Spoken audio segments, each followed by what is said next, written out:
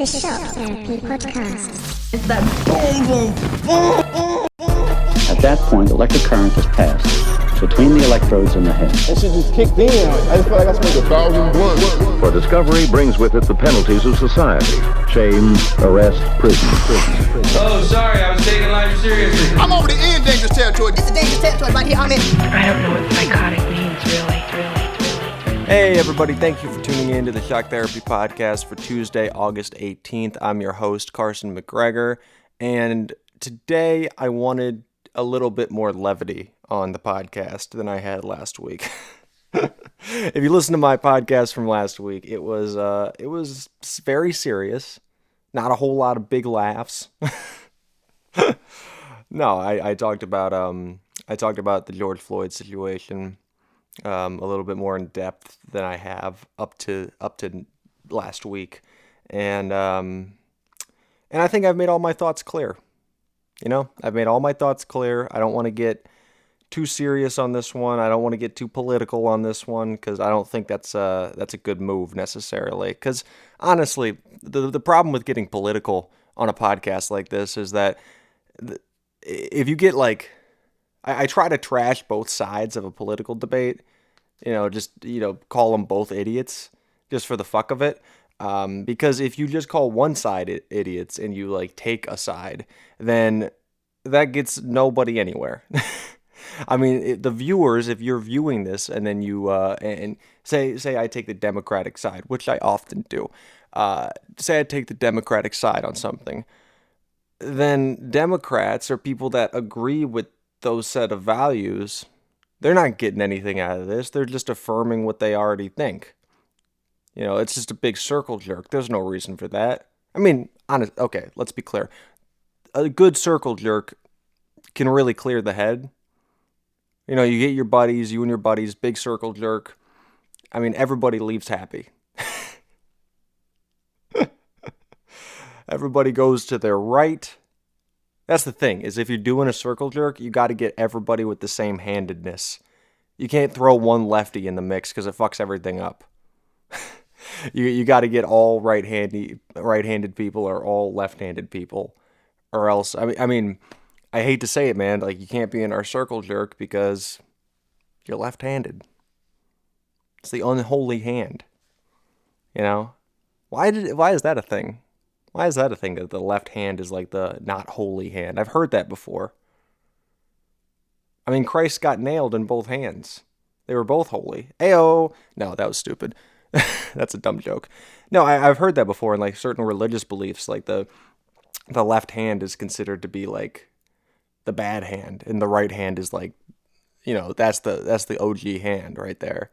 You should be doing shit with your right hand. You shouldn't be fucking around with your left. Your left is the support. It's the supporting actor. It's the comic relief. You don't want the comic relief taking over the whole movie. You gotta have your star player who gets the girl at the end. That's your right hand. Is that Catholic? Is that like really deep Christian stuff? I know it's like in another part of the world they do that. I've heard that before. That there's like a part of the world where you wipe your ass with your bare hand, which, first of all, come on. Is there nothing around?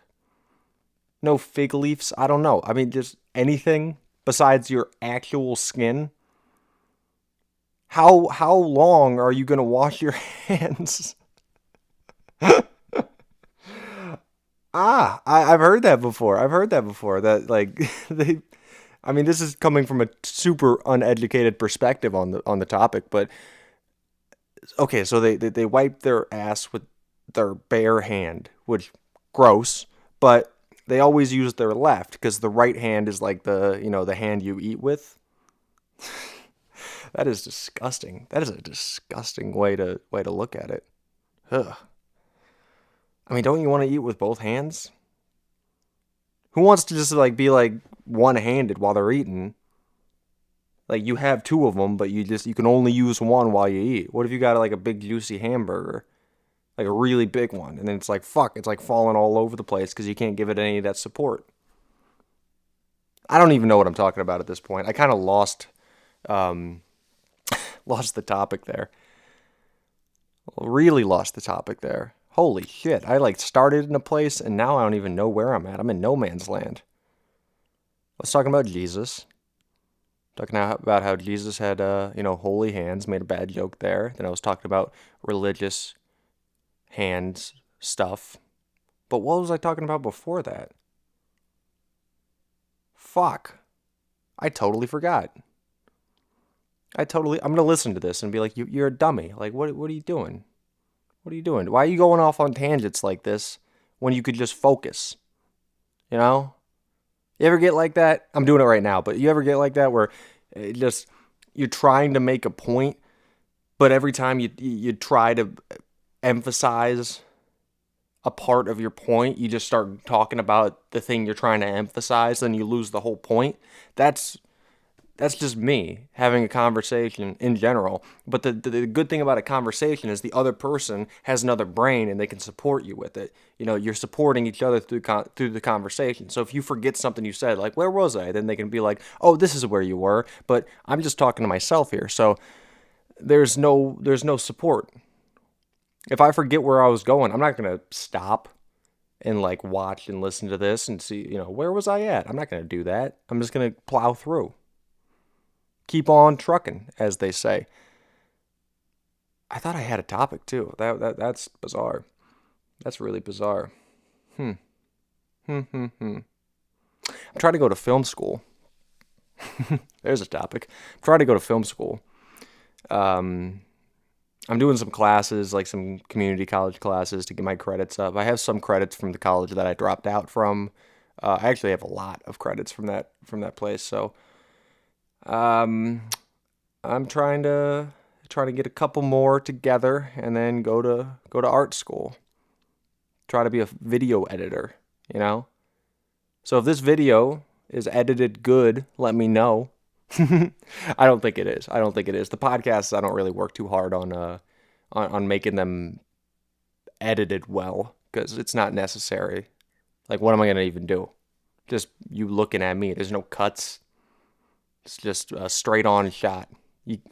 That's got to be an easy job for the video editor. Those one shot scenes, like Goodfellas. Like the opening, I think it was the opening scene in Goodfellas when they're going in the back of the club, and it's just one shot for 15 minutes straight. Like the editor can just put his feet up and take a break. I mean, he's got to do the color correction and stuff like that, but for the most part, it's just all right, that's the one we're using, so copy and paste. There we go. It's in there.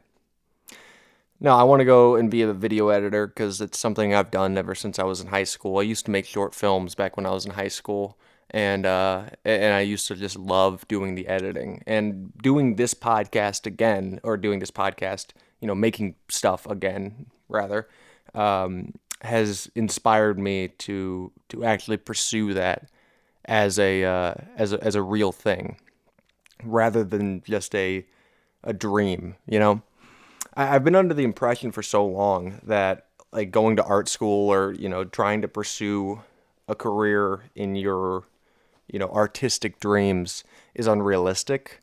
And I haven't really considered it as an actual option before. I've never dived deep into something because I thought, well, it's not going to be what I'm going to do, obviously. And I started to realize, why is that so obvious? Why am I just making that statement that it's obvious? Obviously, you're not going to be doing that. But, if it's what you want to do, you have one life to live, fuck it. Do it. Say you fail at it. Okay, you're going to die. You're going to die and it's going to be fine.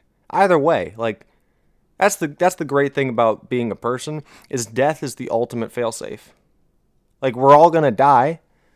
So whatever happens, happens. Fuck it.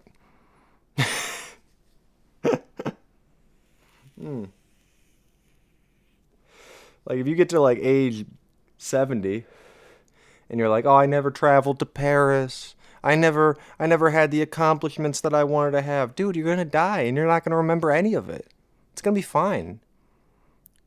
It's going to be fine, dude. Just pretend you did. Just be like, yeah, I went to Paris. Fuck, it was awesome. The Eiffel Tower, the Louvre, whatever. It was radical. You can just tell people that and then just pretend you did it. And then when you die, everybody thinks you were some cool dude. And in reality, you just never left your house. Watching Wipeout and shit all day.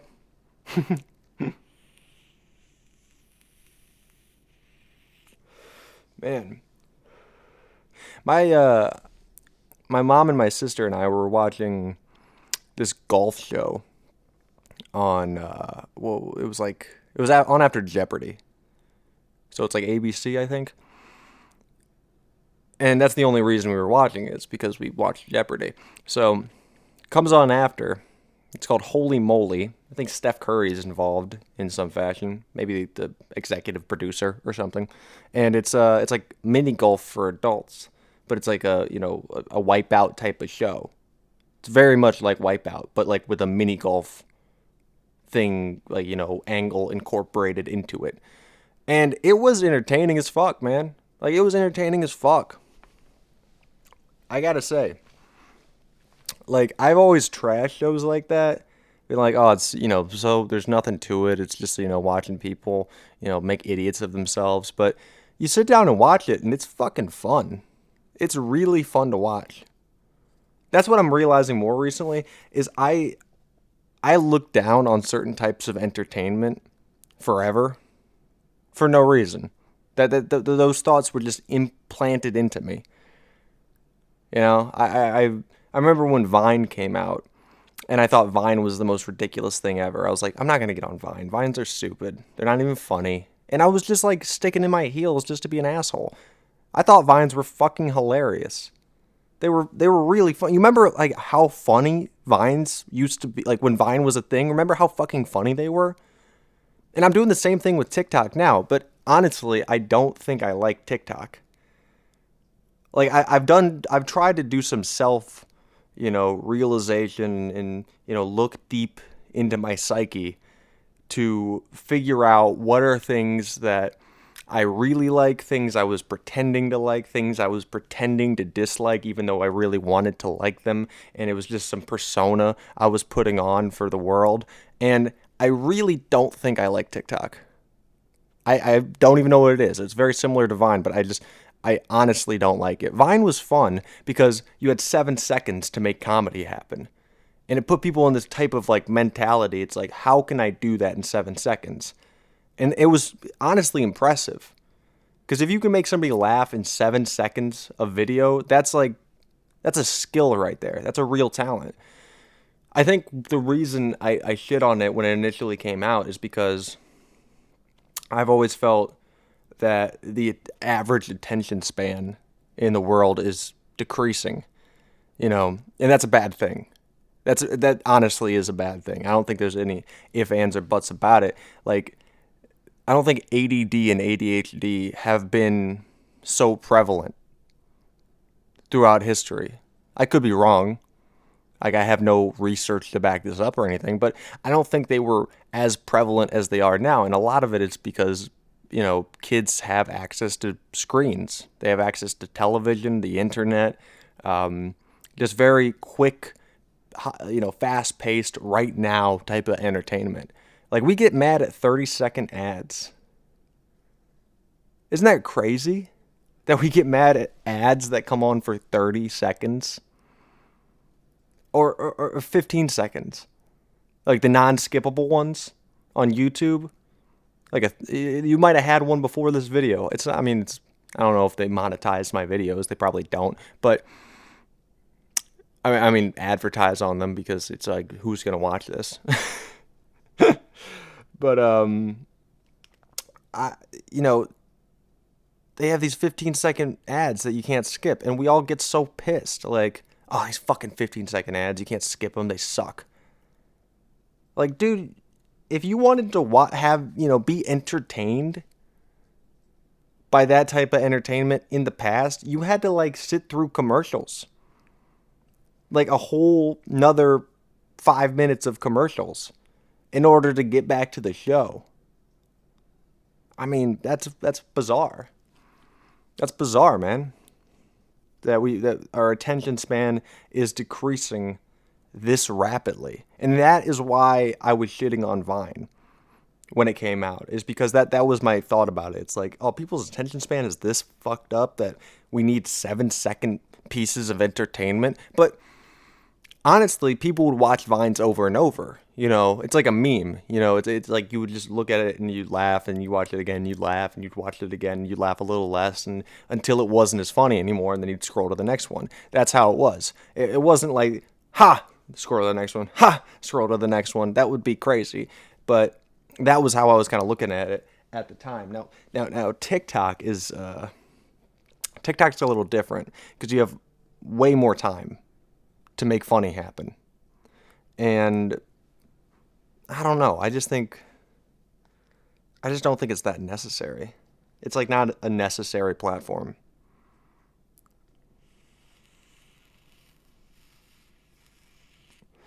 What is good about it is it gives funny people access to really easy video production techniques. Like, to edit a video used to be pretty hard. You know, you'd have to put it in something. You'd have to put it in like iMovie or some shit. Even very recently, before we had these types of TikTok type apps that can make a video for you, like all that stuff, putting captions on a video, you know, that come up and then go away, like that type of stuff, you used to have to use some sort of even basic editing software, and now people that don't have ability to use that software, but are still funny and they still want to, you know, make that type of, you know, multi-shot content, they can do that now. So that's the positive, I suppose. But I don't know, something about it, like, I don't like it. I just don't like the format. I guess I just don't like the format. I don't know. I'm really like an old crotchety man at heart. I don't like I don't like new shit. I don't like new things. Like the Double XL freshman cover came out, and I used to get so excited about the Double XL freshman cover. It used to be my fucking favorite thing ever. Like back in high school, man. I remember back in high school, me and my buddies would know the nominees as soon as they came out. Not even the picks, the nominees. Like, they nominate like 70 fucking rappers, and they put them all on the website, and you can vote. You know, you can vote for the 10th spot winner or whatever. You know, the Double XL chooses most of them, but like the audience of the magazine, the publication, they get to choose one of the freshmen. And I think, if I'm remembering correctly, I can't remember who it was last year that was the audience picked one. I know Lil Yachty was when he was on. He was like the one picked by the audience. X was as well the audience picked rapper, but I don't remember who it was after that at all. But this year it's like 24K Golden. That was the audience picked person, and that's like somebody I've never heard of. That the person that the audience picks is usually like a really popular person that doesn't fit into the hip hop like zeitgeist. So they have to be, you know, chosen by people who are fans. They have to be chosen like, hey, you know, even though they're not traditional, like, we really like them and we really think they have staying power. And I don't even know who the fuck this guy is. So that means that I am losing touch. But back in high school, we used to get so excited when the nominees came out, and we would vote. And you could vote multiple times. I think you could vote either like once every like 10 minutes or like once a day. It was something like that. You could vote multiple times, and we would vote like crazy. I remember it was like the one, I think it had to be 2016 or 2017. What was it? It had to be 2017. One of those. We were, it was the nominees that I continuously voted for over and over and over again were Lil Peep, Princess Nokia, and Kevin Abstract. Because they were three people I just didn't think had the clout or the, you know, type of industry friendly style that Double XL was looking for. You know, The fact that Princess Nokia has never been a freshman blows my mind. Like, she's so goddamn good. Like, her music is so fucking good. And, like, people don't even know who she is. They're looking for female rappers. That pisses me off, by the way. That actually pisses me off. That, like, they're fishing for female rappers. Like, we have to get more women in rapping. We have to get more women that are, popular as rappers because we're getting, blowback from the culture that only men are allowed to be successful in hip-hop. Like, are you fucking joking me? Hip-hop has always been friendly to women. It's always been. Since it began, there has been plenty of female rappers. The audience is mostly male, or was mostly male. I'll say that. Was mostly male back in the day. So it was a lot of male artists that made up the mainstream of the genre. That's just how it was. It wasn't all. I mean, there was plenty of female mainstream artists. And now, where they're in this push to be progressive, like we need to be more friendly towards women as a genre. And that doesn't mean subject matter, by the way. You can make misogynistic ass songs because it's hip hop. That's what hip hop's about. It's about like braggadocio and being crazy and being, wild. And and that's the cool thing about it is that female rappers will make like a, well, you ain't shit type song. Like you think you're all that, you ain't shit. Like I'm gonna pay, like you think like, oh, I can pay your bills for you. Like I don't need you to pay my bills. I make more money than you do. Like that's the dynamic is like, a male rapper says something misogynistic in a song, and then a female rapper says something like I don't even know what y'all talking about. Like we're making more money than y'all. We look good. Like you can suck my fucking dick. That's the attitude. It's suck my dick. That's the whole attitude of hip hop, and it's great. That's what makes it so special. It's youthful exuberance and energy that make it so special. That's the problem with like backpack rap and conscious rap is because rap that tries to be woke is totally against the punky nature of what the genre is supposed to be and what it was meant to be. Now, that does not mean that good conscious rap doesn't exist. Of course it does. Some of the greatest rappers of all time could be considered at times to be conscious rappers. Tupac could at times be considered to be a conscious rapper. Same thing with Nas. In the modern day, it's like Kendrick Lamar, Joey Badass. Those guys could be considered conscious, but I just don't like the push for woke rapping being the popular thing. I don't like that. I like the braggadocio. I like the professional wrestling aspect of music. I don't know. But back to the female rappers thing. There's plenty of really great female rappers. There's plenty of them to pick from, to put on, to make famous, to put in your fucking magazine that aren't bad. And they did that. They actually did that. I'm giving Double XL shit right now, and they're not the ones I'm really referring to because Double XL has been okay about it. They put Tierra Whack on. They put back in the day, who they put on? They had Dej Loaf on at one point. They had they've had a couple now that I'm thinking of it. Fuck. Who? Oh, shit. Rico Nasty. They had Rico Nasty on. What am I even talking about, man? I just, Kamaya. I thought Kamaya was trash. I don't think Kamaya is all that. And the girls that are on now, on the new cover. I don't even know their fucking names. Mulatto, I think is one of them. And then it's like Kika or something.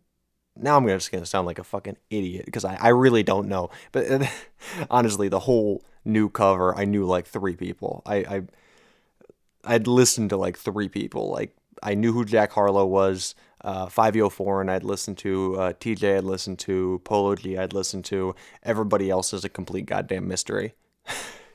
I don't know who they are. I don't know. But I went out and listened to their music. That's what I do. If I don't know who somebody is on the freshman cover, I mean, I'm exactly the viewing audience that the people that get on the cover are excited about. I'm the ones that will, invest. I'm the type of person that will invest my time into learning about them because Double XL decided to put them on this platform. They have to be some type of talented or have some sort of style that's fun to listen to. And I don't know. I just think there's been female rappers more recently that deserve the cover that just never get it. I remember when Cardi B was a nominee. I remember when Cardi B was a nominee very vividly because people were talking. I was talking in these circles about who should be on the cover, and we were all talking this shit like, oh man, like I wonder if Lil Skies is gonna be on the cover. Oh man, I wonder if this dude's gonna be on the cover. Oh man, I always brought up Princess Nokia because I think she's always been underrated and always deserved it, but. I remember when Cardi B got brought up, and one of my buddies was like, "Oh yeah, Cardi B. I don't even know what she's doing on the nominee list, man. Like that's just some stripper." Which is crazy. He knew who she was, but did not feel inclined to tell me that she was fucking fly as hell. Like that she had great music. He didn't let me know. He didn't put me on like that. All because she was a stripper. All because she was a fucking stripper and she was on Love and Hip Hop. Doesn't make any goddamn sense.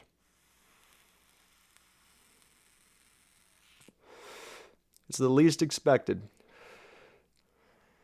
Megan Thee Stallion is maybe an example of a female rapper that's come up through the same channels and completely deserved it. Completely deserved everything she's gotten. And more. I mean, she's so goddamn talented. But then again, I don't think the City Girls are that good. I really don't. I don't know. See, that's the problem with a push to be progressive is that it forces people's hand and it makes them make bad choices when it comes to who should be picked for certain things.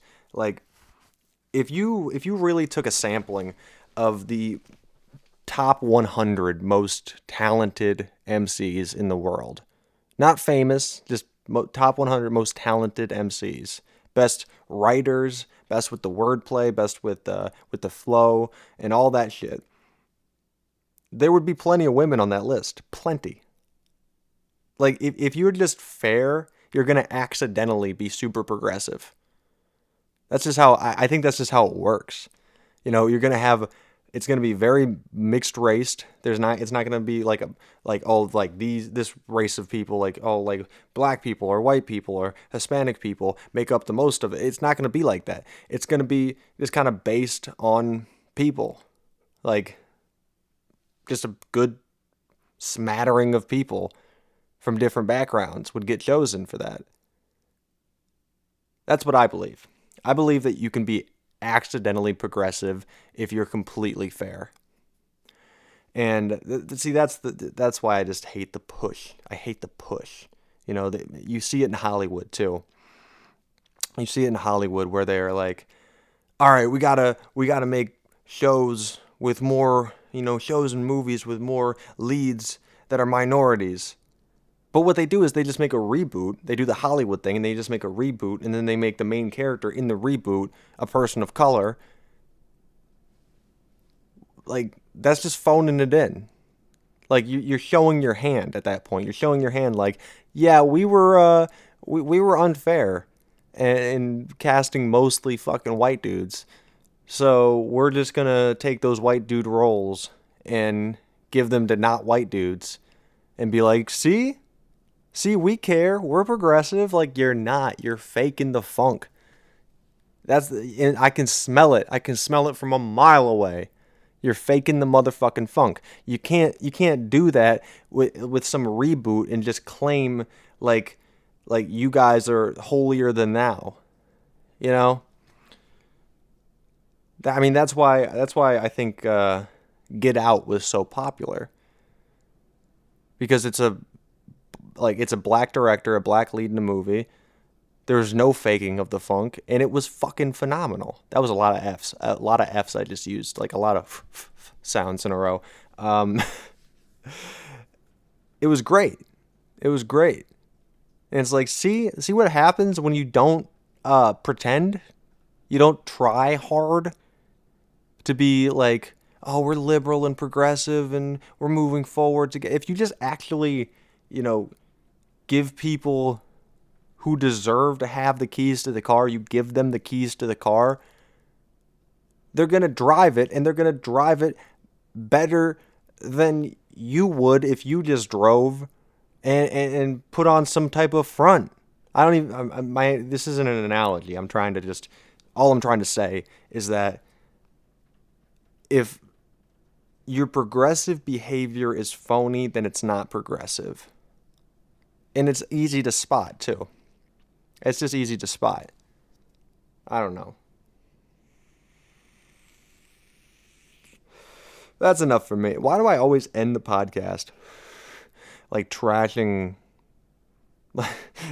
some sort of progressive thing, something about progressives in some way? I always do that. I end the podcast with those types of thoughts.